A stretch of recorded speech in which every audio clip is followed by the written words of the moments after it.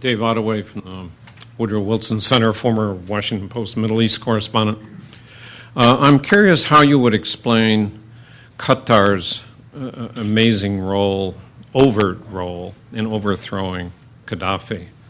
What do you think the motives were for the royal family to become so involved in so many different ways in overthrowing another Arab leader, which generally speaking is not part of the way Arabs treat each other? Mm-hmm.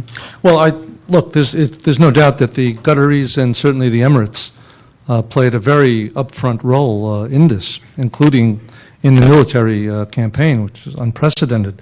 But don't forget that one of the main reasons that we were able to intervene in this was because we had Arab backing, not only from the GCC, but from the Arab League from the start.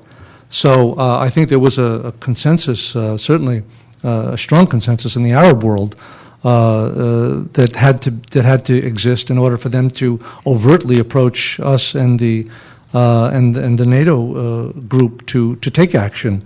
So I can't speak to the motivations, I don't think, of the Qataris or the Emirates. Obviously, there was they have their own national interests as well as other interests at stake. But I think those will probably come out as history, the history is written of the crisis. But it's clear that they played an important role along with the Emirates and along with our NATO colleagues. Susanna Florian with Parsons Corporation. Obviously, transportation infrastructure is the lifeblood of a country, and even before the regime fell, there have been some projects started to improve the transportation infrastructure in the country. Can you elaborate just a bit as to what should we be expecting? For instance, the international airport in Tripoli was already contracted out for improvement and expansion, and the number of roads. And if you have any knowledge about that situation, would be very welcome. Yeah, you're absolutely right. I mean, look, Libya in the pre-February 16th under Gaddafi was a place that was, booming with contracts. They needed everything from A to Z, from roads to airports, which tells you, in a sense, the deprivation that under which this country suffered with all that oil wealth, and yet all these, all this was being done in a very much a helter-skelter way.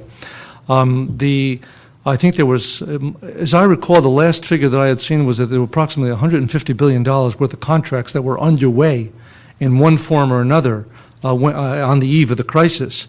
And so this is going to be one of the issues that the TNC is going to have to be very diligent about, to go back and review them, see which ones are still operative, see which ones need to be redone, see which ones need to be discarded completely.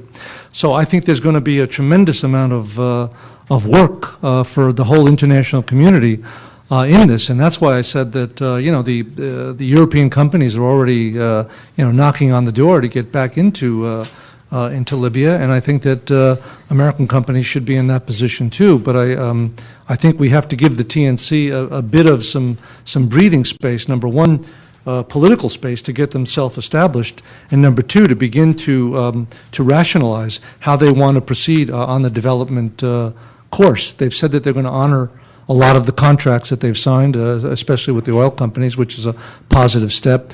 But I'm not sure the extent to which they've really completed their thinking about how to go and take that massive amount of projects that were underway on the eve of the crisis and to bring them either back online or whatever. I think it's going to be a very intensive undertaking. But at the end of the day, I think that companies from around the world are going to have a fairly good opportunity to contribute to the rebuilding of this new Libya.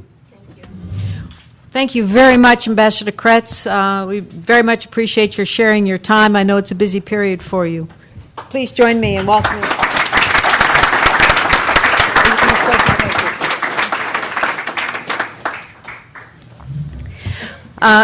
Once again, we are very pleased to have two very distinguished and knowledgeable officials join us for the next part of the discussion today. Mark Ward from USAID and Travis Gartner from International Relief and Development. They will share their thoughts about what the U.S. and U.S. agencies can do to help alleviate some of the humanitarian challenges that Ambassador Cretz has talked about and that the Libyans face on the ground as they pull their lives together. Mark Ward is currently the Deputy Assistant Administrator for the Bureau of Democracy, Conflict, and Humanitarian Assistance, DACHA, at the USAID. Prior to his current assignment, Mark was Acting Director of the Office of U.S. Foreign Disaster Assistance in USAID. But he had, before returning to Washington, he served with the UN as Special Advisor on Development to the head of the United Nations mission in Afghanistan. Travis Gartner is currently the Director of Community Stabilization and leads IRD's new business development efforts in the Middle East, North Africa, and Central Asia, quite a span. He joined IRD in 2005, where he worked extensively on a number of programs in Iraq. Before that, Travis Gartner served in the Peace Corps, in Kazakhstan, and as in the U.S. Marine Corps. So I would think as a Peace Corps volunteer and as a Marine, he has all the qualifications for leadership as he will exemplify well with IRD in Libya. Each will speak for 10 to 15 minutes, and then we'll open up again for questions and answers. Mark, would you like to go first? You want me to go up there, Wendy? As you like. Yes, I think that's a good idea for the cameras. Oh, yeah. Yeah.